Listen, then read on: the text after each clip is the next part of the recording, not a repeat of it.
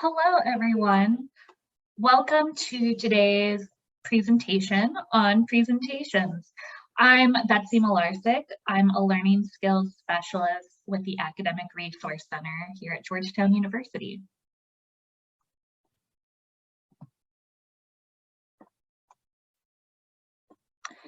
So we're going to begin our conversation today by going over a few questions that you should ask yourself when you are starting to conceptualize your presentation. And this goes for all kinds of presentations. Our lens for this conversation is classroom conversations, but a lot of the tips we're talking about still make sense in a workplace environment, an internship environment, or any space where you're communicating in a multimedia setup. So I want you to think about presentations that you've attended in the past. What worked and what didn't work? This is a really good jumping off point in considering which messages you feel like have been well communicated and which have not been well communicated. And maybe you're struggling to think about presentations that have been effective or ineffective, but I think it's important to note that most classes that you're in are essentially presentations. So every time that you are attending a class, you are watching your professor think of a different way or the same way to present information to a group of people. So when you think about which professors were the best, which ones were fun, which ones were interesting, which classes did I remember material from, it's worth analyzing those methods to take away tips and tricks. Likewise, if you think about courses where the material was confusing and where you felt like the professor didn't engage with the students in an effective way, that's also worth noting in terms of pitfalls to avoid. So one important consideration when you're beginning to develop your presentation outline is, why is this a presentation and what makes the presentation format different from other formats? In particular, in both class settings and work settings, the presentation's counterpoint is often a written format. Why a presentation instead of a written essay? Why a presentation instead of a memo? One way that these two forms can be different, presentation versus written, is that the presentation is more big picture focused. You are approaching the content, trying to explain it from a context where little pieces fit into it. And it's helpful to know that most learners can better remember information when they approach it from a big picture perspective. When you know the story, it's easier to remember the details than it is the other way around. What's also different about a presentation is that you're communicating to a group, and this can be particularly difficult when you consider it in the classroom context, because you aren't just communicating a message to your fellow students, but you're also not just communicating to your professor.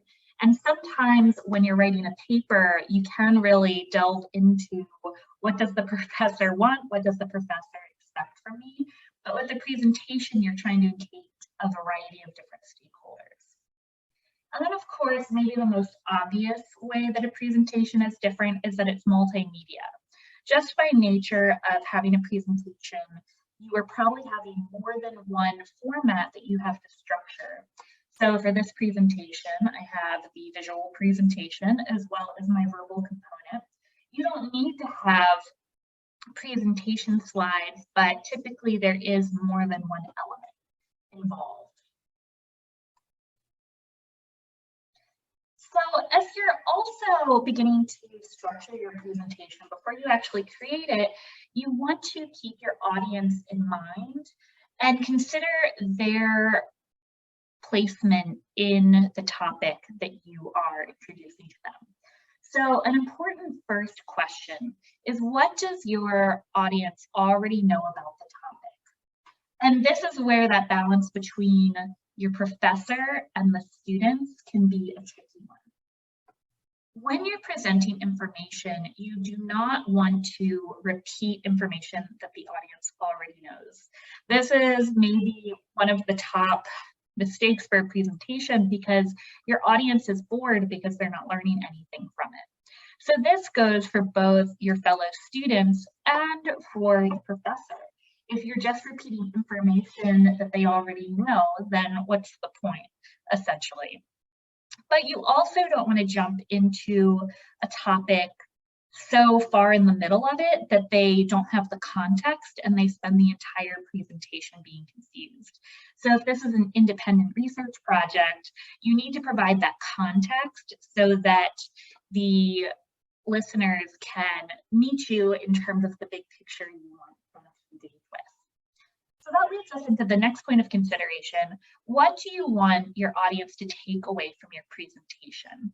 I've been throwing around the phrase big picture a lot, which I will continue to do, but basically there should be one main idea, one main concept, one primary takeaway that they should have. And ideally you want the audience members to leave the presentation better informed about this one concept than they were before they sat down and listened to the presentation. So that's the question that you need to answer before you even create the presentation.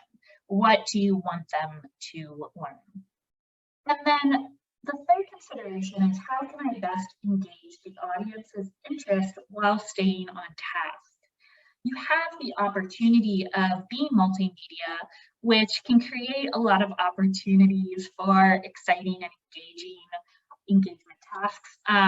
But you also want to make sure that you aren't ignoring the assignment prompt from your professor or the goal from your workplace, whatever it may be. So you want to include creative methods for engagement, but you can't forget your main purpose, which is to communicate that big picture piece of information. So we're going to discuss now some things to keep in mind when you're creating presentation slides. Again, you don't necessarily need slides per se, but it is helpful to have at least more than one form of media in a presentation format, primarily because a lot of folks don't learn well simply from listening, which is something we're going to talk about. So we're going to start by talking about a few presentation slide pitfalls that are maybe what not to do. So formats that don't work. We're getting a little meta here. We're already meta with the presentation. But one thing you don't want to do is include too much text on a slide, as I've done here. When you have this much text on your slide, it's more than your audience members are really willing to process. One goal that you should have in creating a presentation is to make it easy for your audience members to understand the point that you are trying to make.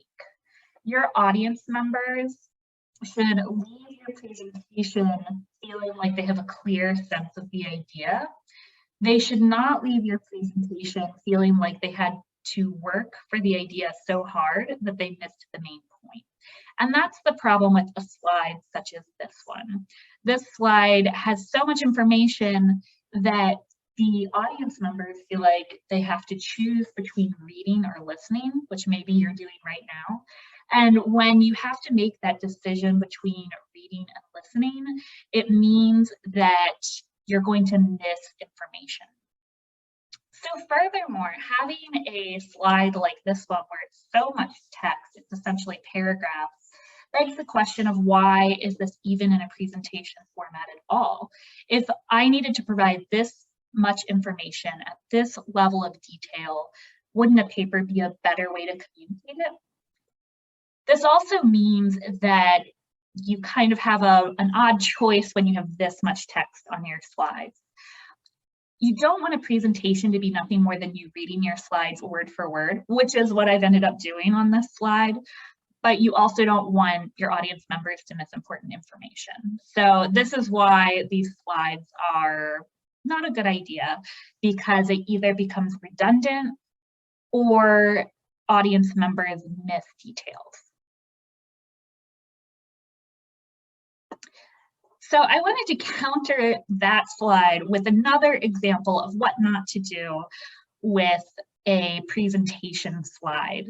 So you don't want to make the mistake of writing paragraphs and paragraphs on a slide, but you also don't want to provide zero information on a slide. For example, here we have pictures that don't have any context.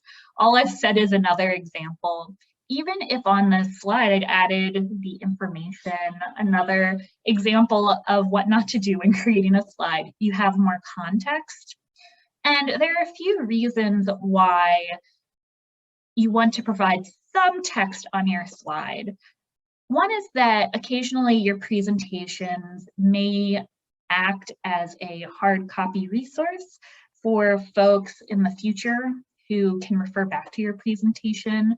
Without any text on the slide, they aren't necessarily going to remember what the slide was or what information was communicated. But it's also it's important to remember different kinds of learners. And a lot of students are going to have trouble either picking out the main ideas with only having information spoken to them, or they may even have trouble hearing the information, depending on their level of ability or even just the classroom setting. So you also want to avoid a slide like this with absolutely no information on it at all. Even if you have a picture or a graph or a chart that's important, providing at least the main idea in text is going to really help your audience members. So what does work? Here's my phrase of the day again. Each slide should have one big picture idea. So for example, this slide, the big picture idea is what does work when creating presentation slides. Having that big picture idea is going to help your audience members remember all of these little details for this presentation, what appears on the right side of the screen. You always want to err on the side of short and focused instead of long and dense when it comes to a presentation, because short and focused is at least going to help move along that big picture idea, whereas long and dense, it's going to be difficult for everyone in the audience to keep up with you. And you also want to remember to stick to simple sentences and phrases. There's no need to make it more complicated for your audience members or for yourself if you're using your presentation to read from by having elaborate language in your presentation. Again, you don't want your audience members to have to work to even understand what ideas are being presented. Instead, the work that they should be doing should be engaging with the ideas themselves. The presentation medium should be making that as easy and smooth a journey as possible. So we have a few more considerations here for what not to do.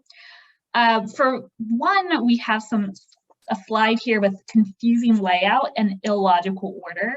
Basically, everything on here is just a stylistic element that is not helping your audience members at all. And again, if you're looking at this slide, it takes you a moment to process what the purpose of the slide is. For the slide, the purpose is do not play with format at the sake of compromising information. And it also gets into the realm of making it inaccessible for certain audience members. So this layout's confusing, the order isn't logical. Most audience members are going to have a hard time following what the purpose is here, but a lot of what's happening with fonts here is it might not be possible for audience members to engage with it. I wanted to highlight, for example, I have in here in blue text font colors that do not have enough contrast. Depending on someone's visual ability, they might have trouble reading that text. I want to really highlight text that is too small.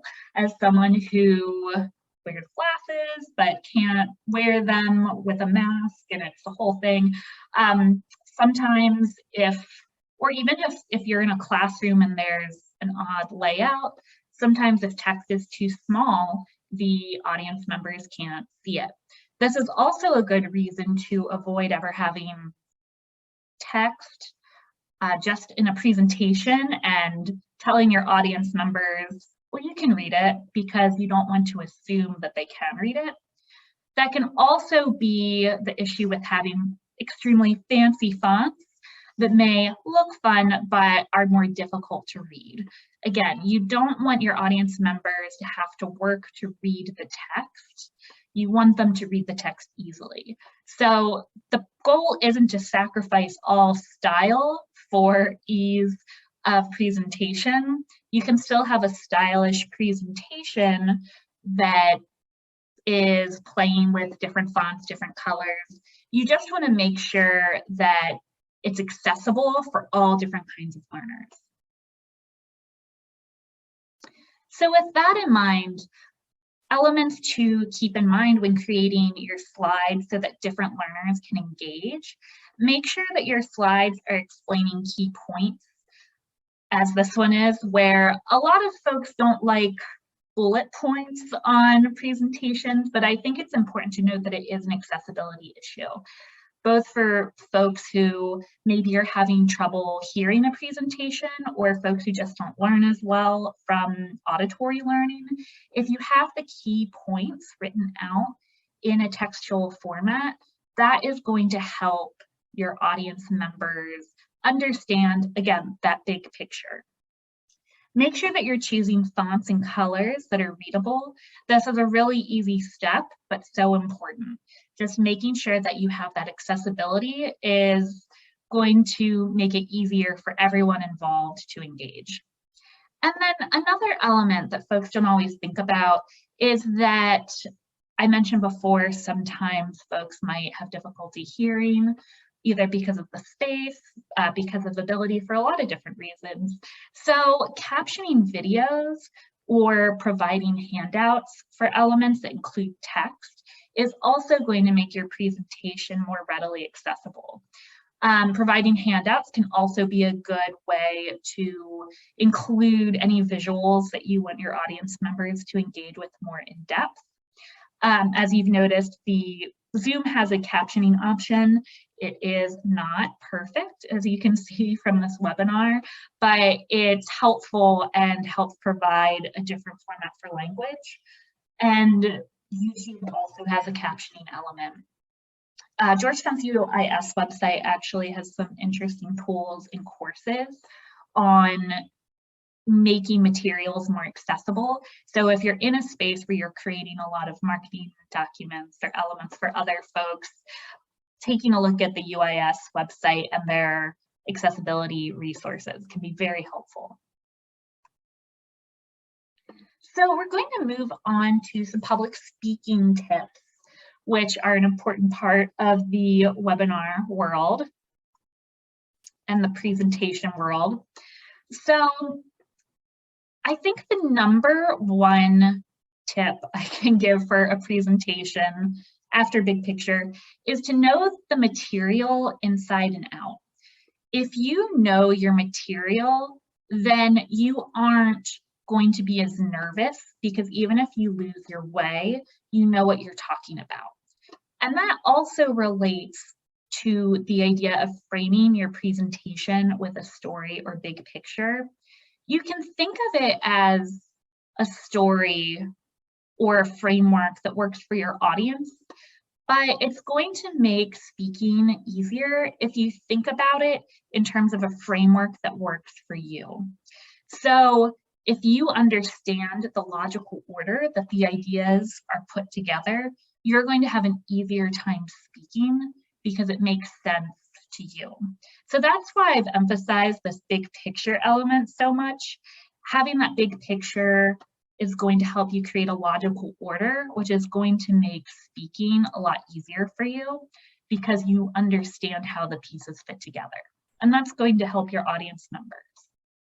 And then it's also important to create a script that complements your slides. I was just discussing what not to do with slides. Don't have too much text, don't have enough text, but it's also important to structure what you're saying in a way that acknowledges what's on the slides and explains it.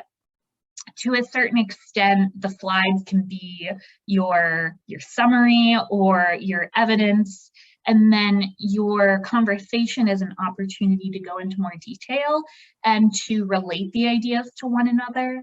So sometimes your verbal conversation is actually doing the work of placing these elements within the big picture framework. So I have here a picture of YouTube, along with this idea of don't use other materials to speak for you. This comes from having seen a lot of presentations where someone will have a video and they will think this makes my point, and then they play a 5-minute video and they say, there, my point has been made. You don't ever want to present evidence without using your words to contextualize it and explain how it relates to the idea you're presenting. And with this in mind, this is actually very similar to when you use evidence in a paper.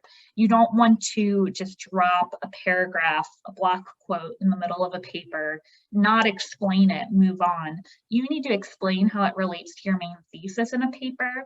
The same is true for a presentation. If you have a picture, if you have a video, it's not there to do the work for you. It's evidence of your main argument. That doesn't mean you can't show a 5-minute video. You just need to make sure you explain how it relates to your main idea, either before or after. The exception to this might be if you're at a film festival and the goal is to present a video. So practice is, of course, important with the presentation.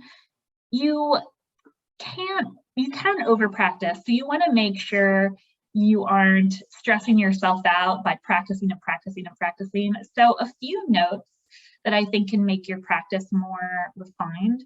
One is to record yourself and time yourself. Sometimes just recording yourself can help make the presentation feel more real, even though you're just practicing. It also provides content for you to watch back.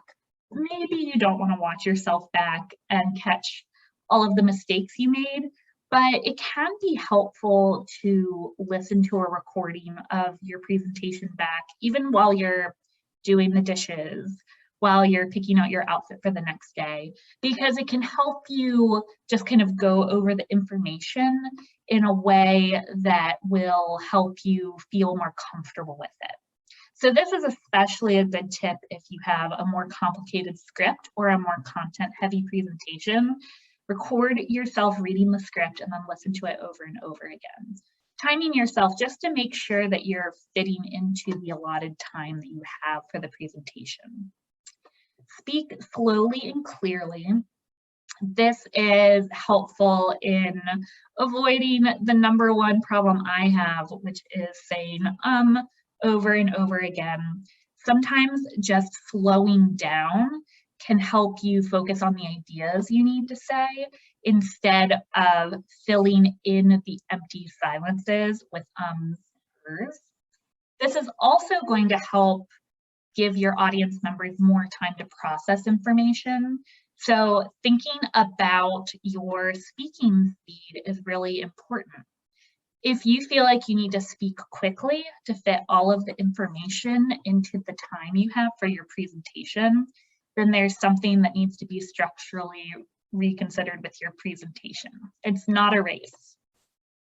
And then practicing is also a really good opportunity for you to reorganize your slides if they don't tell a logical story.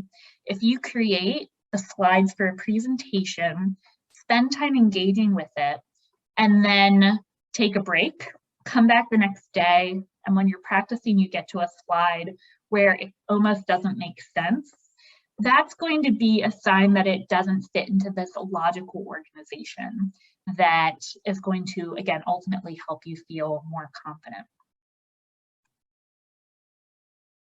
So we're going to move into some questions in a moment, but first I just wanted to mention our next webinar, which will be on Tuesday, March 15th from 4 to 5 p.m., Developing Productive Study Blocks. We're going to be talking about techniques for setting productive study goals, staying focused, and we're also going to have some time to practice some study block skills. But moving into questions, if you have any questions, you can add them to the chat. We had a few questions from folks who registered, so I wanted to address those first. One question is, how can we incorporate interactive elements into a presentation? And this is a great question. One thing that I think can be really helpful in engaging audience members is to lead with an element of engagement. So if you're sitting down with your presentation and you don't have a relationship with your audience members about this topic yet, if you ask them to engage right away, then they will have a personal stake in the content. What do I mean by getting them involved? For the Zoom world, we've been introduced to a lot of websites like Kahoot, in which you can make quizzes, Poll Everywhere, where you can make polls. You can have them discuss something with someone next to them. You can have them write something down. But if you begin by asking them a personal question, asking them to answer questions in the group, participate, do a poll on their phone, a Google form, then they are involved. Now they have a stake in your presentation, and that's going to help them stay engaged as you move on to the next idea. What's important with that technique is to not simply do something interactive and then ignore it. You want to engage with it. So don't do something interactive for the sake of being interactive. Instead, the goal of an interactive element should be to help your audience learn the ideas better. So coming full circle, this is also a good time to, if you're considering this, it's a good time to think about classes that you've attended where you felt like you really engaged with a presentation, and how can you do something similar in the presentation. And then the other question we had was any ideas on how to handle forgetting your words mid-presentation? This is a great question. One concept with making sure you remember your words, there are a lot of different approaches to this. My approach tends to be, I include bullets to make sure I have the main ideas so that the presentation is supporting me as a presenter. I'm never going to forget my major ideas because I make sure each major idea is represented in some context. However, this isn't the case for all presenters. Sometimes you need to memorize a script, or you have a really complicated script. I think that you want to make sure to have, you're going to have some sort of written support if it is complicated. It may be note cards, it may be a piece of paper.